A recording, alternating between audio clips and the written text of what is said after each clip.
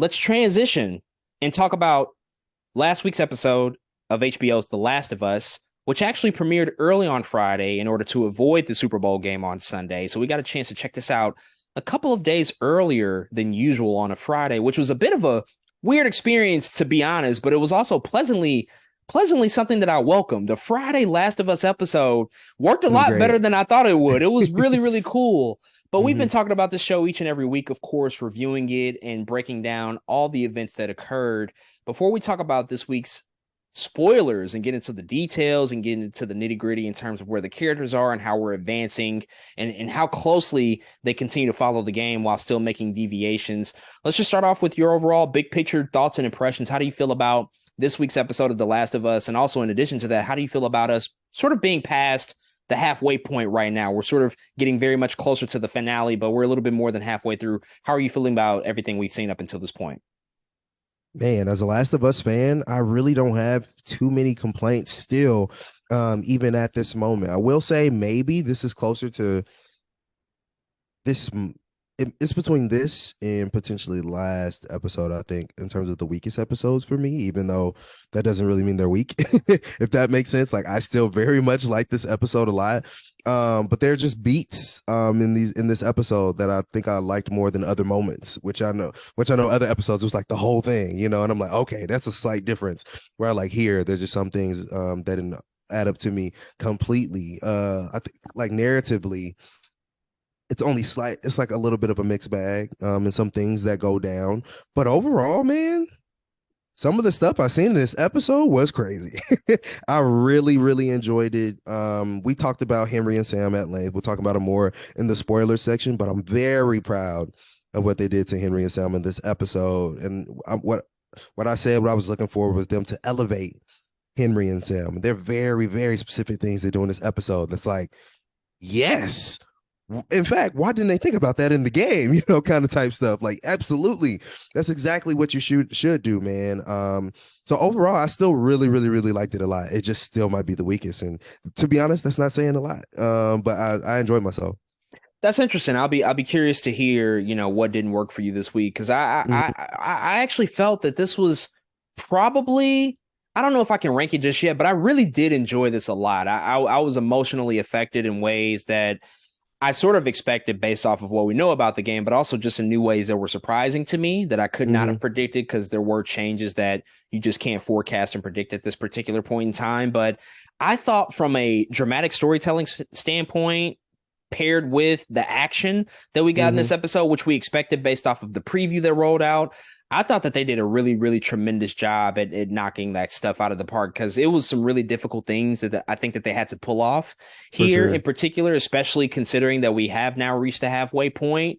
And there's also things I think on a larger scale, when you look at this on a macro level, there is sort of a formula to an extent that's present throughout this show that is mimicking the game. It's not all that different, but the fact that we are meeting new people every week that come into contact with our main heroes, Joel and Ellie, and then they're taken off the chessboard for whatever reason. They might go somewhere else, they might die and perish, whatever the case may hmm be. So that formula has become very apparent, and a part of me was a little concerned that that was going to start to wear on the show, but it hasn't for me thus far.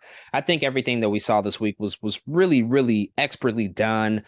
And again, some of the dramatic choices made on the part of the actors, the performances here by the people included in this particular episode, I thought were just really, really strong. And there were a couple of small nitpicks I do have as it relates to some of the action, but I mostly forgave those things by the end of it, because I was so into it, because this episode simultaneously was thrilling and also hmm just haunting as well, based off of the Yeah. events that unfolded. And to balance those tones and to balance just the weight and the stakes of everything that's taking place here, it's a difficult thing to do, especially when we live in, I think, a time of storytelling that tends to be a little bit more optimistic or tries to be more aspirational.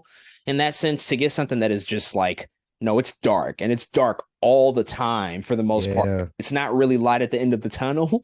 hmm It gets me in my feelings every single week, and I have to mentally prepare myself what they're going to throw at us, and they keep shocking me in the ways that I can't predict. And so I was really, really impressed by everything we saw. But let's talk about it. Let's get to the details.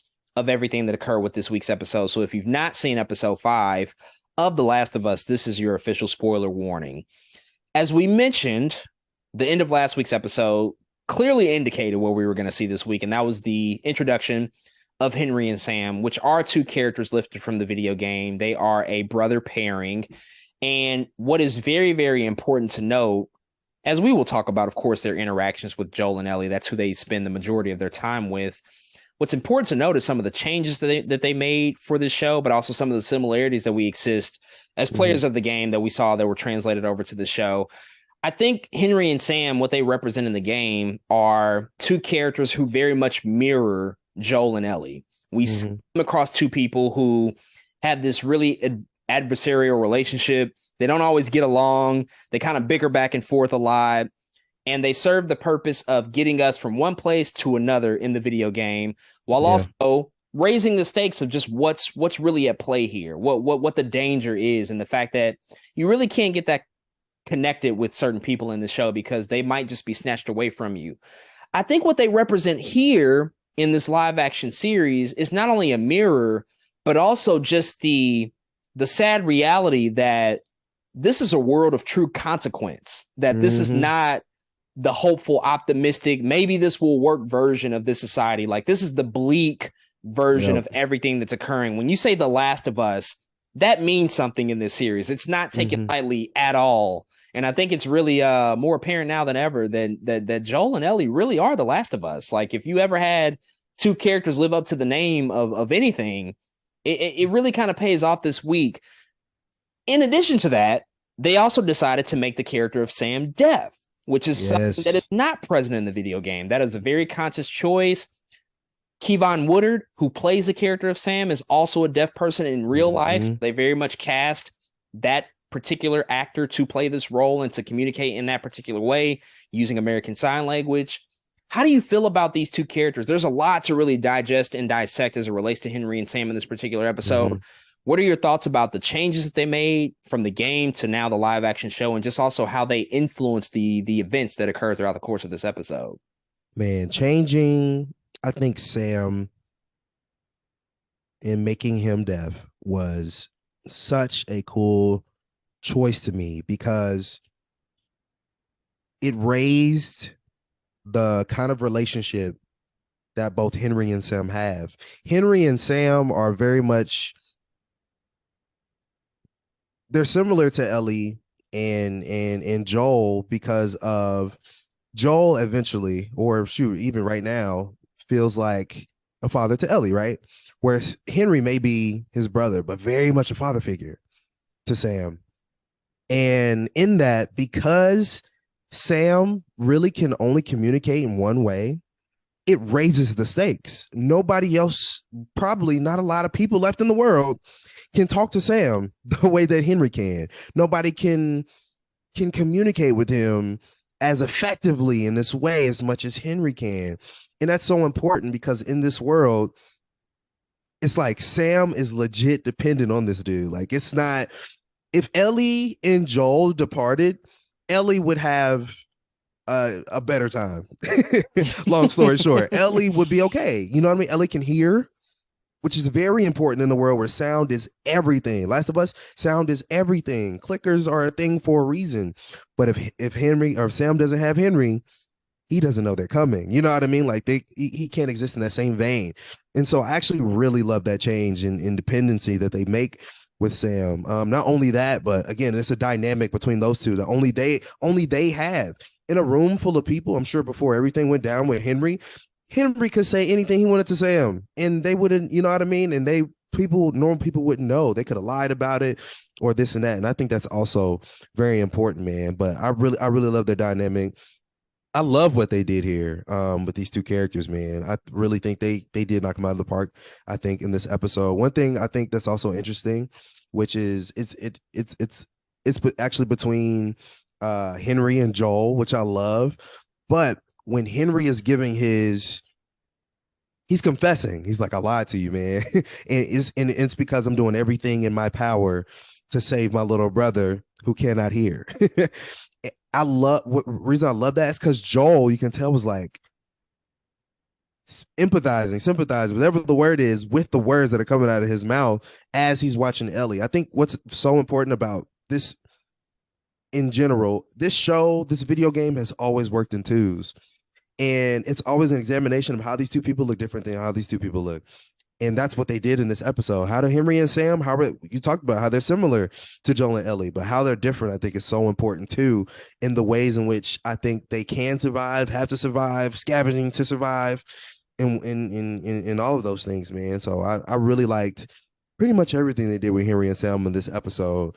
It's video game accurate for the most part, to what they had going on. I just enjoyed it across the board. I think it was a job well done with these characters.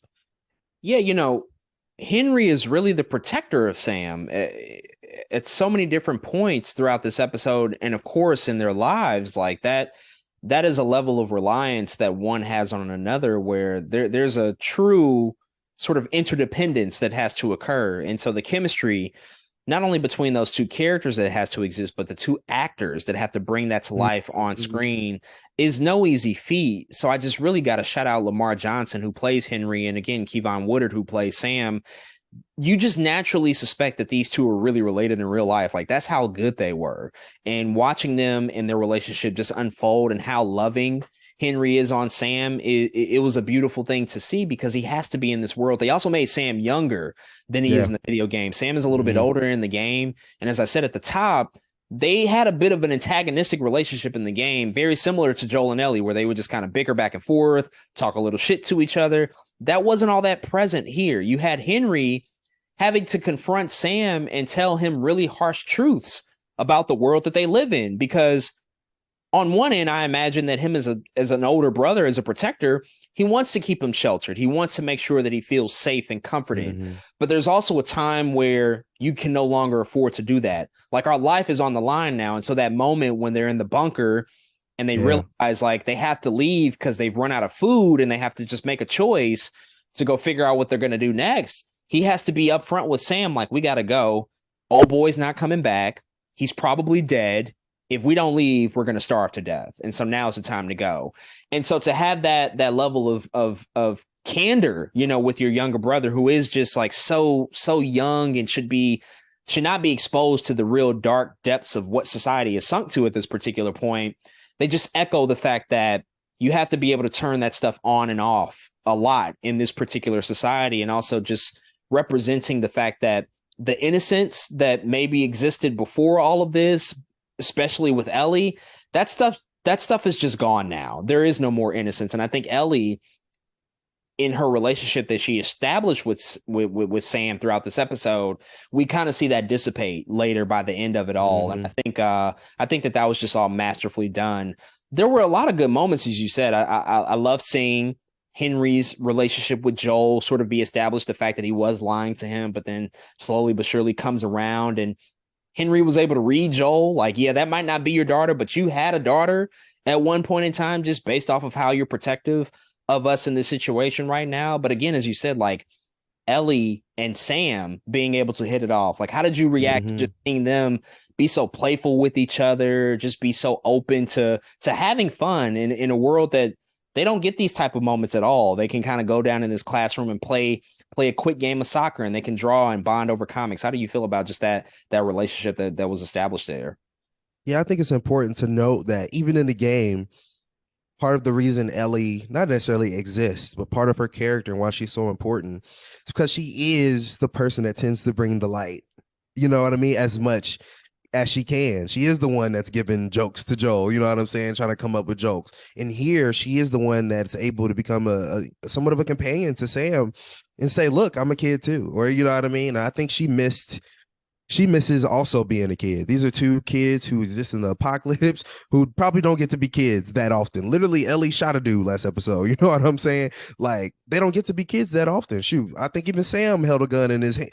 Sam had to hold them up at gunpoint. You know what I mean? Like, that's crazy to have to do at their age. But I think, it's so good for Ellie and Sam to be able to talk with each other and remember what it's like to play and to read comics and to do all these things, man. I think part of Ellie's light is it's important in all of these episodes, because what happens is something always happens to counteract it. which I think is so important. It's like it's one thing if like a show or a story is just always down all the time, but because Ellie exists in this episode, because Ellie and Sam exist, they do a good job of being like, here's the little light, here's the innocent laughter you get when kids can just play like they used to play, like normal. And it's like we don't even exist in the world that they're in, but even I'm like, oh, reminiscing for no reason. Like, dang, I remember when kids used to play. Like, that doesn't even make any sense. Why? Be surprised some kids playing outside right now, but that's how you should feel. You know what I mean? Like, dang, I remember when kids used to play. It's so adorable. And I remember that moment when they first start playing with each other is when Henry smiles. I was like, dang, I bet you Henry ain't smiled in a long time because Ellie made Sam smile, and it's just really, it really is a snowball effect in that sense when it comes to Ellie, man. She really is made to be the light, no matter how dark all of this is. Even her body is the light. You know what I'm saying? Her potentially holding the cure in her is part of the light. So I really love how they're using her as a story, but how they use her here to counteract Sam in that same way. Yeah, and for an episode that had a really, really massive action set piece at the end of it, a lot of Mm-hmm. the pacing of this was intentionally slow. And I really love that because of just the inclusion of American Sign Language and the fact that a lot of the communication between Ellie and Sam in particular was on that board that they had to Yeah, write to communicate with each other. magnetic So thing. Mm-hmm. it's very much intentional that not only in the show they take a moment to say like, "Hey Joel, we can take a break here and rest. Like let's just stop for a second."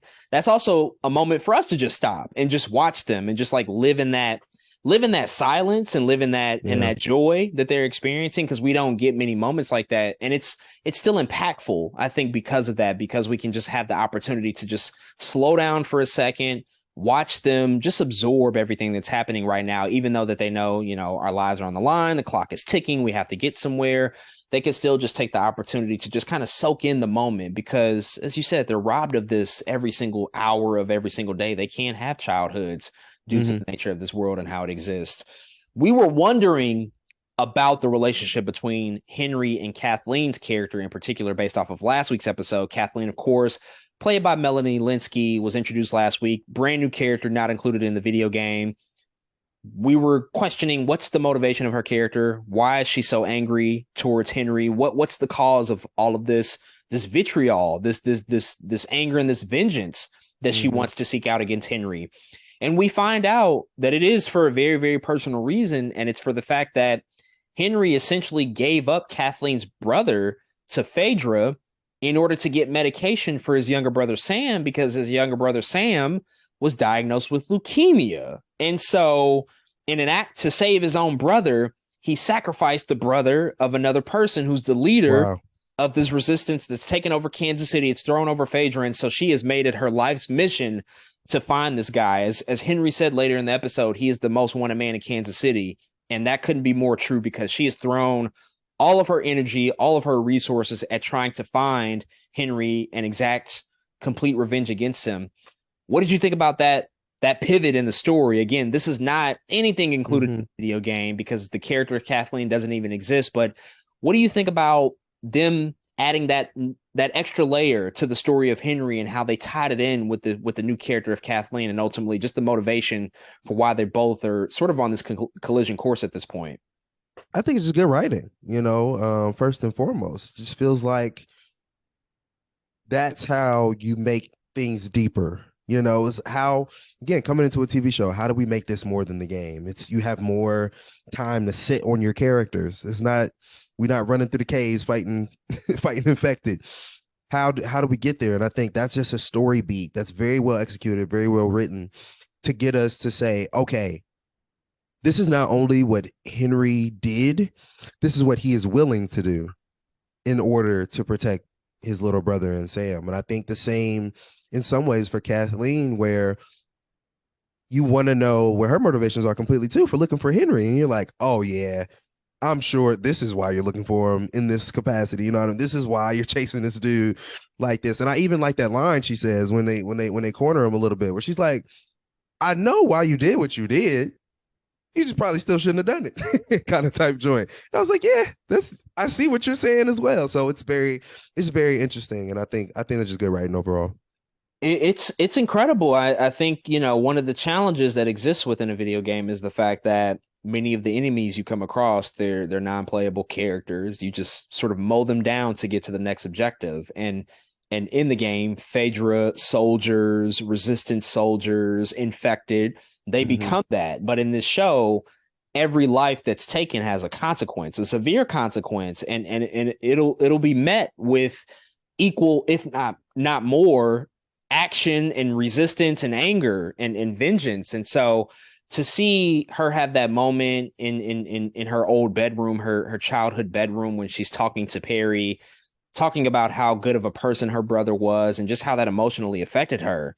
I mean, you can see the pain in her face and the fact that she has lived with this now for who knows how long, and that this has become her driving force. I mean, it's essentially the idea that she's obsessed with this concept of justice, at least what she perceives to be justice, which is, I think, something that's very much off in this world. Like, what really is justice, especially when she has led a resistance that's Hmm. overtaken a former government organization and has essentially implemented the same exact oppressive practices that they once had, right? She's killing people off of a whim. Like, there's that whole moment where she's like sitting down in that room and she's talking to this group of people, these adults, like they're kindergarten students, and Crazy. then just like walks out and says, burn the bodies. It'll be quicker that way. Like, she has no remorse for these human lives because her one goal is this idea of seeking out justice and killing Henry. And what I found really interesting about her character, although she had a quick and decisive end in this episode, is just the fact that she certainly lived by the sword and she died by the sword. I think somebody who lives Facts. that type of life, who lives that life and seeks out vengeance in such a way and is willing to use violence at any Hmm. moment in time, like, well, you're going to be met with that same type of energy when it comes time to have that out, and I think that that just says so much about the nature of this world. And on top of that, this this element of foreshadowing that's happening That's because crazy. of the sacrifices that are made and also the choice that Henry made to protect his brother, his family, so to say, and what that did to Kathleen's family. I mean, without getting into spoilers, because I'm sure you know what I'm alluding to, what Hmm. do you think about just the seeds that they're planting here? Because again, I think a lot of the relationship that we saw between Henry and Sam, therefore also Kathleen, just by proxy of what happened, it's sort of mirroring things that have already happened between Joel and Ellie, and also things that are Hmm. going to be coming down the Right. line. What do you think about that? The fact that they have just like included those things that'll certainly pay off in the future episodes in the next few weeks. It's crazy because for me, I make that those things actually make me excited for the people who didn't play the game because I just know so much that I'll be wanting to spill the beans sometimes to people who haven't seen it yet. Like, oh my God, do y'all see this? Is anybody else looking at this? Because there is that is one of the things where it's only a certain amount of people that get it right now. And it's like you can't really I kind of don't really want to shower the airwaves and tell everybody what's happening, but it's just really cool to see, man. It's like I don't know, it's just good. You know what I mean? It's just good. It's all just very well done. I love uh it's almost like they're messing with case studies now. Like in the game was one thing, like you said, a lot of them were NPCs and they just did what they did. But now they're like, okay, how can we make every single re- relationship with these people match our main characters or Mm-hmm. have some kind of commentary on our main characters? Mm-hmm. And Henry and Sam, and like you said, what they're doing with Kathleen is very much let's throw some seeds in there. You know what I'm saying? They did the same thing for Frank and Bill. They were like, there's some things in Frank and Bill that were it's about these powers of two, man. And I think we'll see it later on down the line. In fact, that I'll talk about a little bit more in a second, but part of the thing I don't like about this episode is Kathleen and Perry, I think it is Yeah, is is, Perry. is, is his name, which is just something about it that didn't feel like that. That didn't feel like they were taking a duo and saying something about our main duo. Mm-hmm. It was just too fast for me. In the ways in which it ended. But yeah, well, I'll talk about that more in a sec. But yeah, I really love it, man. I think they're doing a good job. Yeah. Let's transition and talk about the big action set piece that happened this week. I was so excited when Boy, we saw that cul-de-sac and that hey, street and that house. Now, if you've played the video game, you know that this is a major part of the game. What we see towards the end, the final sort of 20 minutes of this episode, a lot of it is certainly a big part of the video game where you are with Henry and Sam and Ellie and Joel, of course, and you're traveling down the street. And all of a sudden, a sniper out of an abandoned house opens fire. And mm-hmm, in the game, it's a pretty big challenge because you have to navigate your way around without getting shot. There's also more soldiers in the video game that you have to overcome that are yep, along the path and along the journey. They changed it up here, of course, to fit the story, and they also made it a nighttime sequence as opposed to a daytime sequence. mm-hmm. But this just blew the doors off of, I think, everything that we saw because this whole thing and the way that they constructed it is so impressive. It I was was great. listening to the official Last of Us podcast, and they talked about having to build this because it has to intentionally be a cul-de-sac. It can't just be a regular street. And they Mm-hmm, filmed a lot of this show in Calgary. And so the only way to practically do this, to control all the elements, to control the gunfire and the explosions and the infected and the snipers and everything that was happening, the cars, they had to build a set. And so they built this all practically and did this for real. And they also used, some VFX to integrate into some of the creature shots mm-hmm. that once the infected arose from beneath the ground. But this was just, it was astonishing to see. And I think what's really important about the infected's presence here, and really just throughout this entire show, is how close they've held them to the vest. We haven't seen that many infected in the That's game. true. They are some of your main enemies. You have to go through quite a lot of clickers, and you have to go through quite a lot of bloaters, and we were expecting the bloater in this episode. But here, I mean, outside of episode 2 with the whole clicker sequence and of course like the end, and then now those are really kind of the two big sequences in which we've seen the infected in a really big and bold way. What did you think about this whole sequence? How was your blood pressure? Because I know it was tense as hell watching this whole thing unfold. It was really unpredictable because, again, the presence of Kathleen sort of everything off. I couldn't predict like where it was going to go because she was the presence that we couldn't feel in the video game that was now all of a sudden a big presence in the live action show. Boy, oh boy. It was pretty insane of just a sequence in general, man. Like thinking about it, it's gonna take a second for it to get overshadowed by something else later on down the line, action wise. Like I really had a good time with this sequence. I thought it was insane. First the truck, Joel shoots the dude driving the truck, right? Drives it into the house. And then the car started sinking. I was just like, it's something about that moment. I was like, I feel like I was one of the people there. I was on Kathleen, whatever they call We the People, whatever the name of their faction is. I was like, why is this car sinking? And then the goddamn Kansas City Chiefs came out the goddamn sewer. Boy, they came out that tunnel ready to play. They weren't that tunnel ready to play, boy. They weren't playing with nobody. It was just really dope to see, man. And I think part of it, why I enjoyed it so much, to be honest, is I'm just a geek, dude. I'm a nerd. Like some of my favorite parts of zombie movies is just how many zombies there are. Like legit, like one of the best parts of the end of Dawn of the Dead 2004 was at the end when they're like in the cars running from the zombies and they're all just like sprinting towards the car.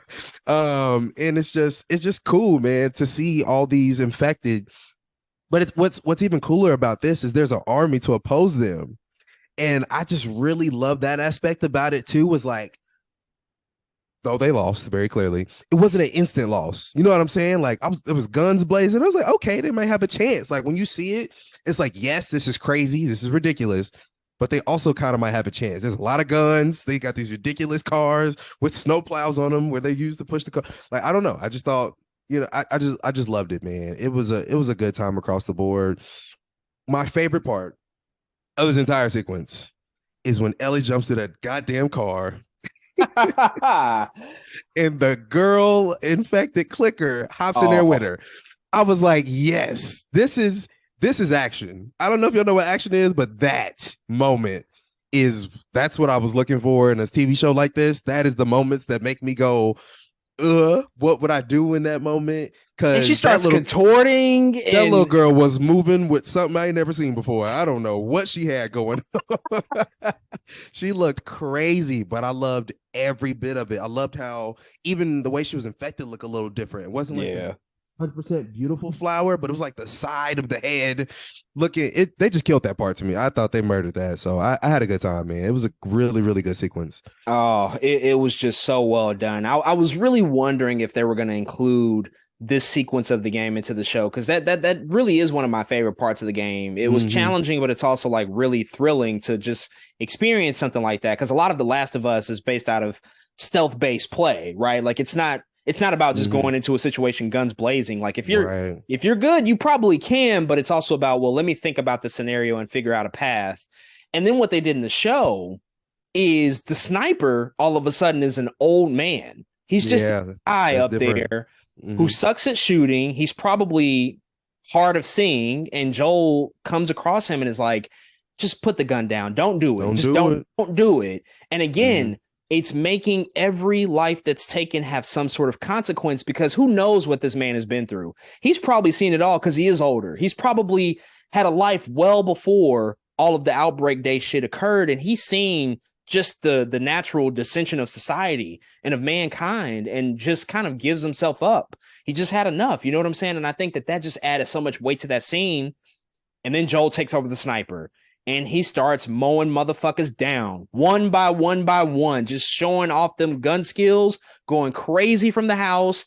All of the infected come up. The bloater sequence was just, it was crazy. If you haven't played the game, if you don't know about the stages of infected, you have runners who are recently infected. Those are people Hmm. who, within the first, maybe 4 to 6 to 24 hours, have become infected. Clickers, which were introduced in episode 2, they've been infected for some time because now the cordyceps has expanded not only with their body, but also now outside of their body, creating that sort of flower like structure that is protruded from their face and has taken away their vision. So they rely on echolocation.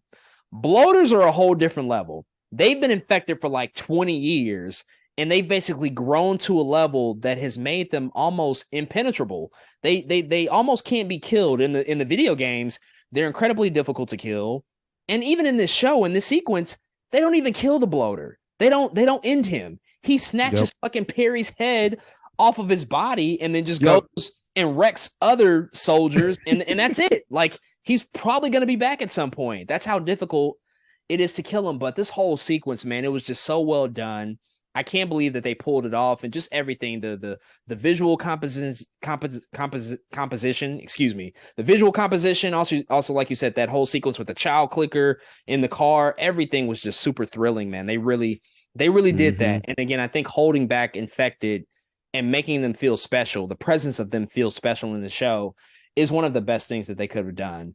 Now, that leads us to the end of this episode, which is a really, really tragic end, probably the most tragic thing that we've seen in this show. Because unlike Bill and Frank, their demise had a sense of agency to it. They made Hmm. the choice with each other to say, we're gonna end it here. We're not gonna continue life. We want to die together, peaceful and happy. That's not the case for Henry and Sam. And you and I both know as players of the game that Henry and Sam had the exact same ending in the video game. What we saw Yep. here, Sam unfortunately being infected, and then over the course of the night slowly turns and Henry essentially has to kill Sam to save Ellie's life. We think he might like shoot Joel for a quick second, like you're a little bit unsure because he fires a gunshot at Joel before ultimately taking his own life, sadly. Hmm. And this whole sequence is basically lifted out of the game. It's like a 1-for-1 shot, pretty much. And I think what's also interesting here is the fact that this sad, tragic ending has now really affected our main characters in just like such a profound way where there was a little bit of time of reflection in the video game to sort of mourn their loss, but then you have to just quickly move on. But here, there's a whole extended sort of like funeral sequence where they bury their body Hmm. and they continue on their journey. But what are your initial thoughts just about that whole sequence? I think there's a couple of things we should address here, but how do you feel about just how they executed it and ultimately seeing Henry and Sam go out in the way that they did? Low key, because of the way the previous scene ended, it was like low key some of the deepest shit I've ever seen. And the reason that is, okay, we talked about the whole dynamic, Kathleen, and how Henry got our brother killed, this and that. Kathleen pulls up on Henry and them, and she's like, "Yeah, kids die too." And then she gets killed by the child clicker that was chasing Ellie. We've seen that.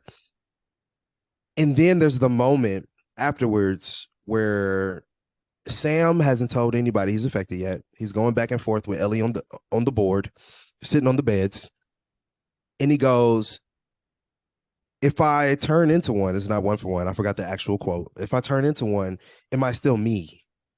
Am I still human?" And man, first of all, wow.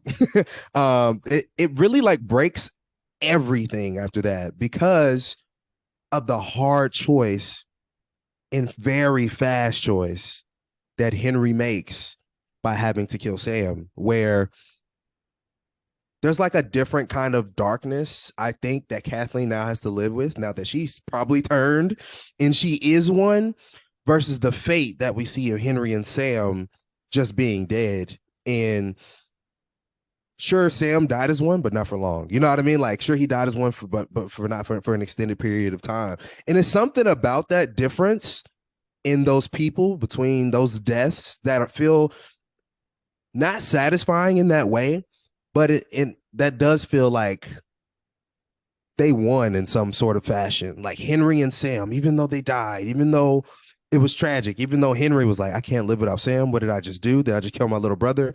And he killed himself. There's something about not living as an infected that Kathleen now has to do that felt like a very small W, as dark as that is, as gloomy as that was. I was like, dang, that's kind of crazy when you think about it, the way they went out, man. There was so much more hope, I think, in their eyes. Like you said, Kathleen died by the sword, lived by the sword. Shoot, she was just talking about kids can die, then you died by one. The Henry and Sam, Henry was not that person. Henry was not live by the sword, die by the sword. Henry was protect my little brother at all costs. And without that, with knowing that the very person he was trying to protect, he had to kill, that's the darkness of it all. That's the Joel, you don't earn that moment. Ellie, you don't earn that moment. You don't get to kill him. I have to kill him. And to have to make that decision in 15 seconds, I think would wreck anybody in the world. 15 seconds. And it's just crazy to see how it all happened so fast. I mean, what was that, like 30 seconds? It was super quick to see it go down. And like you said, it's probably it's going to be close to one of the darkest things we've seen in this show. Don't get me wrong. Like, this show was really dark and it has a lot of different dynamics to it. There's a lot of other things we're going to see for sure. But that, seeing the actors, seeing it in his eyes, the way he played, it was just so well done, but so sad, man. I also thought it was very well done. It was really good. The only thing about all of this sequence that I am still unsure of, just because it felt and I could love it the second time I watch it, actually, it's just something I still need to process, was when Ellie goes, my blood is healing, and tries to put it on him. Part of me is like, I see why Ellie would do something like that to make him feel better. But also it felt, I don't know. I don't know if cringy is the word, but it was like, are we sure we want to do this right now? Or I don't know. It didn't feel 100% like that's what she should say in that moment for some reason. Like, maybe it's because Henry was giving Sam some senses of, or was telling Sam the whole episode. And then here's Ellie, who is like giving him a small sense of like, my blood will heal you kind of type thing. Maybe it felt off to me. Like, it felt like, but that's very much what their characters would do. I don't know. It's something about it that didn't feel 100% to me. But yeah, man, I thought it was very well done. I thought the acting was tremendous. I think people are overlooking the way Kathleen died versus the way they died here, and the child of it all, the childishness even of it all, if you will. It's some deep stuff, man. But I liked it a lot. Yeah, to speak on the point about Ellie and Sam in the bedroom when she realizes that he's infected, I actually kind of read it that she might have really believed that her blood could heal him. I was thinking that too, like, well, was she just doing this to comfort him? Because a lot of us, I think the natural intuition is to try to comfort a younger child in that situation. He's For obviously sure. scared.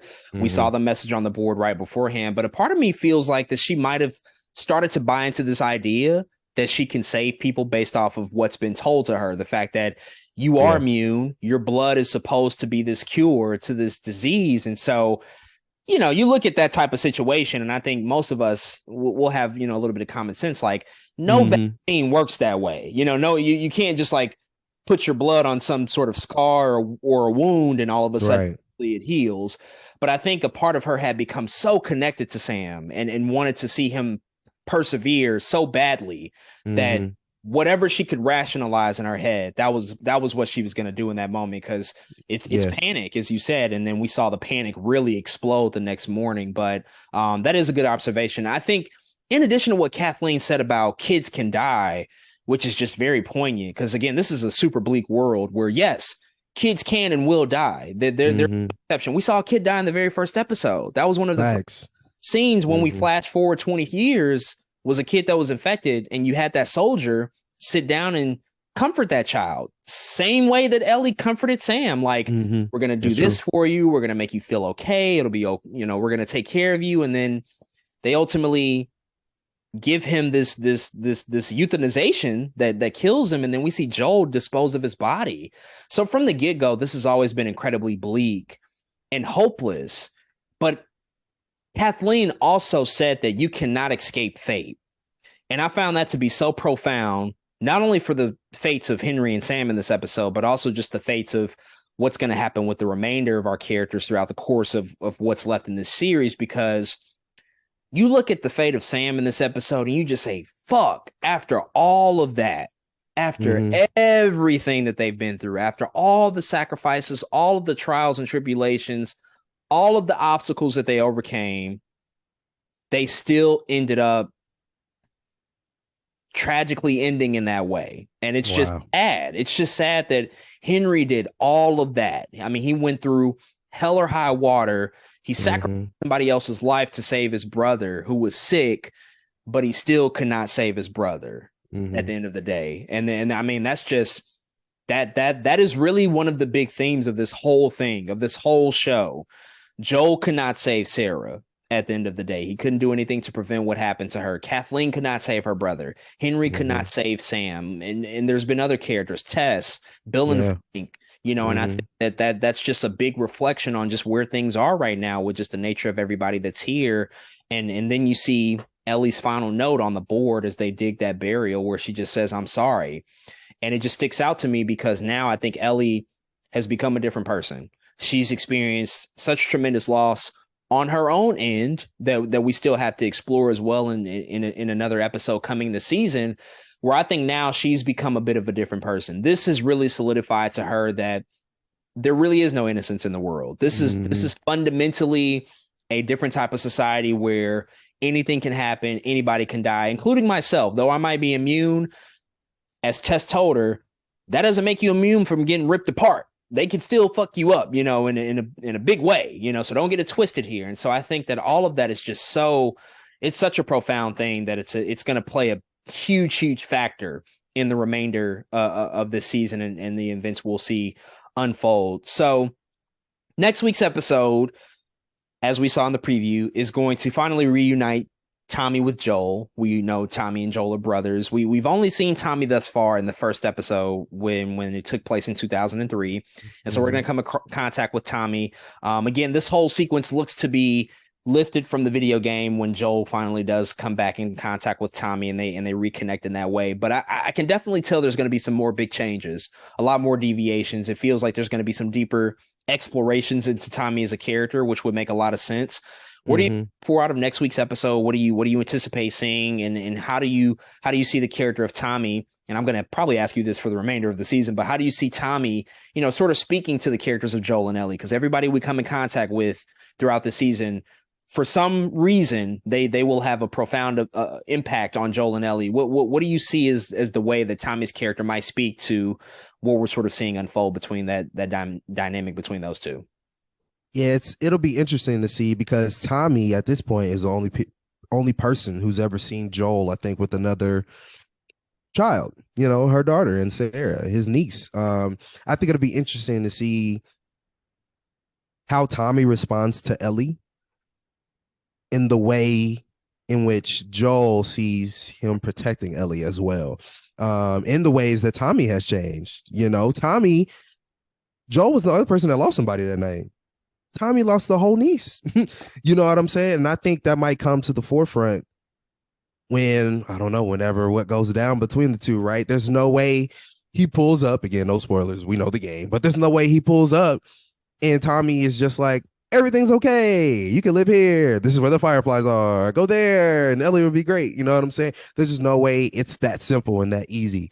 Tommy and Joel are absolutely brothers, and brothers don't always see eye to eye, and things happen of that nature. So I think I'm just looking for those dynamics. Again, this is a show that very much speaks to how two people really exist, I think, in this world together. And I think more than anything, next episode, what year are we in now on the show? 2020? We're in 2023, present day. 2023. I want to see how 2023 Tommy interacts with 2023 Joel, because they haven't seen each other in a long time, and a lot has gone down since then. So overall, that's probably what I'm looking forward to the most. Yeah, I certainly can't wait. That brotherhood dynamic between the two. It's definitely utilized in a big way in the game. And I think that they'll only expand upon that in next week's episode. And I'm just really curious to see about Tommy's current situation. Like, what is his life? And how much is that in contrast to what Joel has built over the years? I'm sure it's a little bit different, but there's also that moment in the preview where you see like Tommy say, "Hey, we did some terrible shit like all those years. Like, I know you're carrying this just like I've had to carry this. Like, how are you holding up?" And so I think reckoning with the past and just like the people that they eventually became after the death of Sarah to where they are now, it'll certainly be exciting to see how they explore that next week. But folks, those are our thoughts on episode 5 of The Last of Us. If you've checked out the most recent episode of the HBO original series, definitely hit us up and let us know what you think. And of course, we will be back next week to talk about episode 6.